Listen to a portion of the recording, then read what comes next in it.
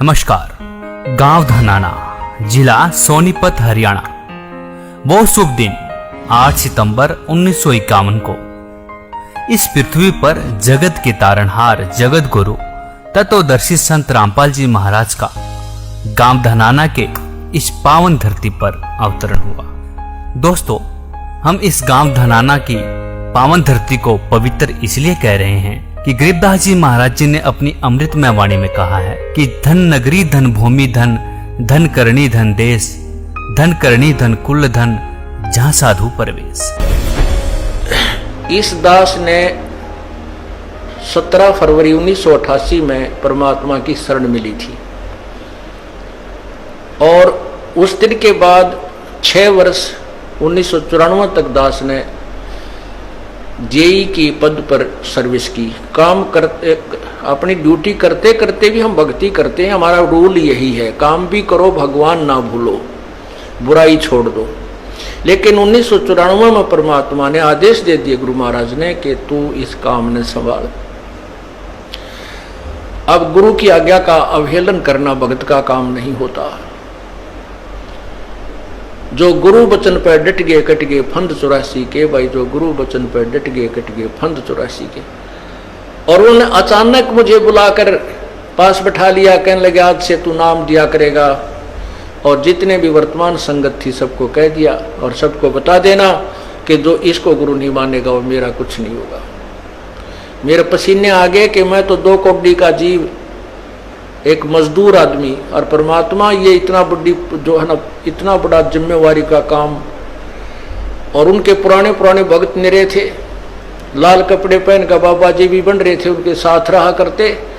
उनको सबको निकाल दिया था उनकी त्रुटियां देख जाकर। हमने नहीं पता था कि हो रहा है, क्या इनका मालिक का उद्देश्य है। जब वो 104-5 साल की उम्र थी उस महापुरुष की, हमारे पूज्य गुरुदेव की,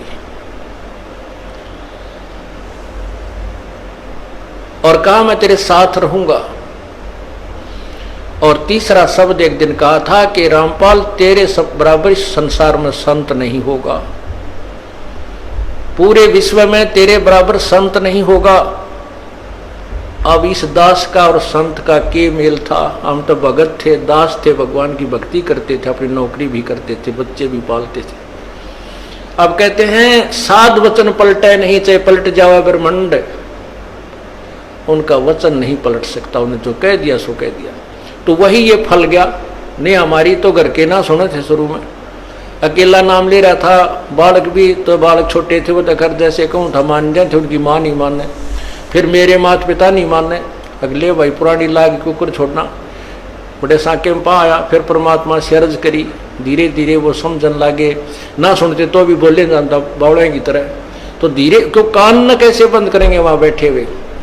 तो ये ऐसा निर्मल ज्ञान है, एक बार अंदर का सुबह कैसी सिरंजा जानते काम करेगी दवाई। तो धीरे धीरे कान के माध्यम से ये दवाई भेजी जाती है। और आज देख लो, रंग ला दिया परमात्मा ने। उस परम पिता पूज्य गुरुदेव जी की शब्द शक्ति से सब काम चल रहा है और कबीर परमेश्वर हमारे सिर पर रहते। तो परमात्मा उस दिन के बाद सन 1995 में इतने 21 साल के बाद इतने पाठ हम घर घर पाठ किया करते थे। 3 दिन पाठ करते थे और 1 दिन पहले जाना पड़ता था। ये दास स्वयं सेवा करता था, घर घर जाके उनके सब जहाँ हमने पाठ करने का स्थान देखना होता था उसकी सफाई करते थे। कईयों का देख कर कमरा होता बड़ा सा, उसी में पाठ भी करना, उसी में खाना भी बनाना, उसी में खाना भी उसी में, सोना भी उसी में। तो उस ढंग से अपनी सेटिंग कर लेते हम, इतनी जगह हम पाठ कर लेंगे। तो मेरा जाना अति आवश्यक था उस समय, क्योंकि ये स्टार्ट था भक्ति का और स्टार्ट था इस 500 यज्ञ करने का। किसी को नहीं मालूम था, बच्चे थे सहयोग देने लगे। और धीरे धीरे फिर वो क्या हुआ कि इतने पाठ हो गए कि मुझे नौकरी, पहले तो क्या करता था, शुक्रवार को पाठ प्रारंभ किया। शुक्र ड्यूटी करके सामने चले जाते बृहस्पतिवार को, शुक्रवार को रात में तैयारी करते, शुक्रवार को शनिवार को अब पाठ प्रारंभ करके अपनी नौकरी पर चला जाता। फिर शाम ना आ लेता, शनिवार इतवार की छुट्टी हो जाती। काम चल रहा था, वो हफ्ते में हुए। फिर होने लगे डेली अब अफसर भी दुखी और मैं भी दुखी। तो फिर उस दिन रिजाइन कर दिया परमात्मा के नाम पर। 18 साल की नौकरी होगी थी मेरी।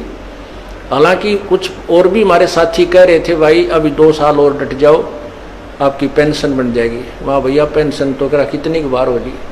जो पेंशन ई बनेगी ना, या कद्दे नहीं बनी थी, या असंख्य जन्मों की पेंशन बन जाएगी।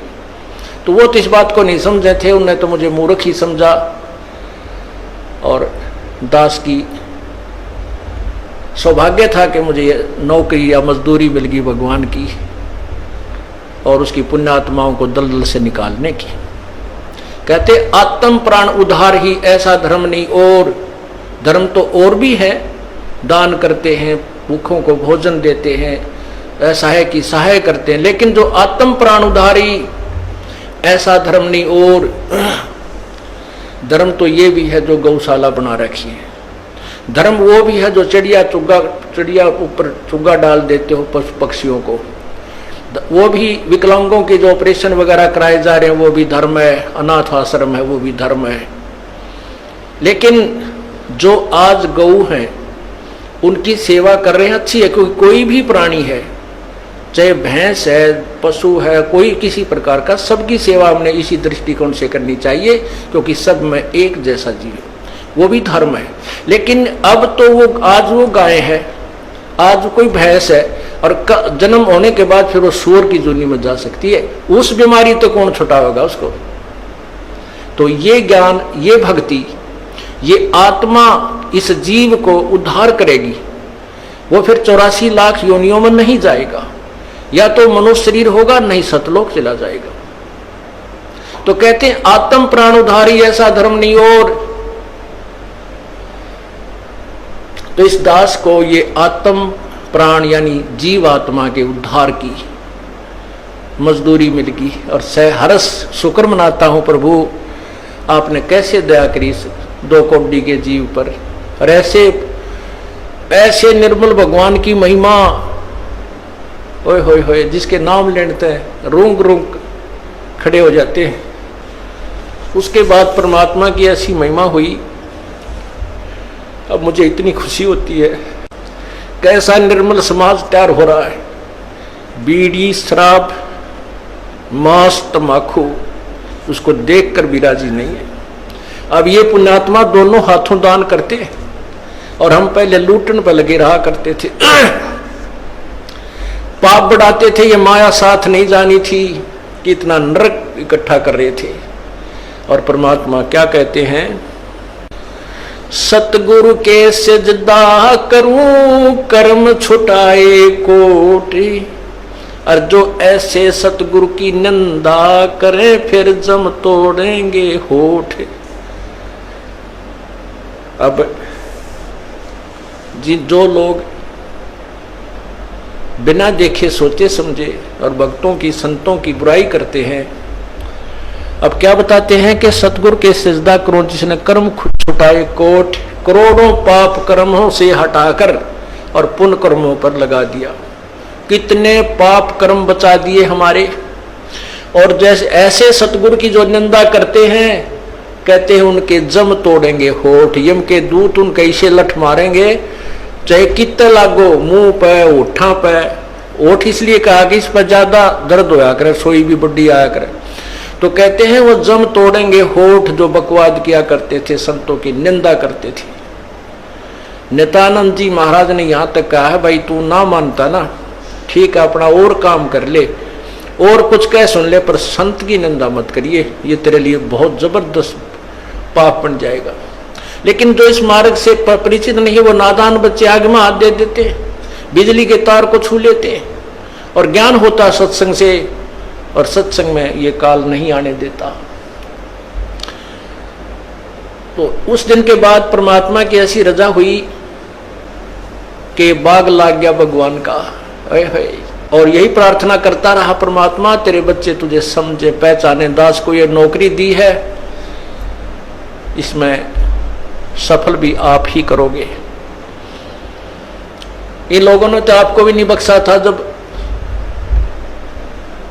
जिसमें आप यहां आए थे, काशी में 120 वर्ष रहकर गए, सारा जीवन आपके पीछे पड़े रहे, उन दुष्ट आत्मा स्वार्थियों ने अपने स्वार्थ के लिए जनता को सत्य ज्ञान नहीं समझने दिया और परमात्मा को बहुत यातनाएं दी गई।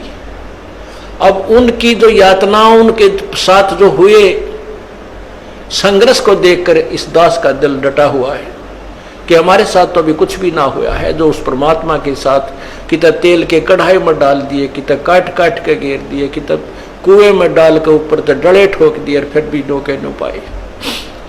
वो तो समर्थ थे और जनता कुछ नहीं बिगाड़ सकी और ना ही उनको समझ सकी। समझना चाहिए था, कुछ लोग समझे भी थे, लेकिन बाद में फिर वो ठीक ढंग से ना लगे तो भगवान ने उनको स्वयं ही रिजेक्ट कर दिया था। परमात्मा क्या बताया करते थे, कैसा ऑथेंटिक उदाहरण दिया करते थे। अपने आत्माओं क्या बताते हैं, भाई सिर साटे की भक्ति है और कछो नहीं बात, सिर के साटे पाई यो अवगत अलख अनाथ। अब शीश कैसे देना है, शीश ये नहीं भाई काट के सिर चढ़ा दे भगवान के चरणों में, ऐसे नहीं। जैसे आपको परसों के सत्संग में सुना था कि गुरुदेव को समर्पण कर दिया जाए। समर्पण का अर्थ यह है कि जो आज्ञा दे वही की जाए, चाहे वो बुरा लग रहा है चाहे अच्छा लग रहा है, उसमें हमारा हित है, अति हित होता है।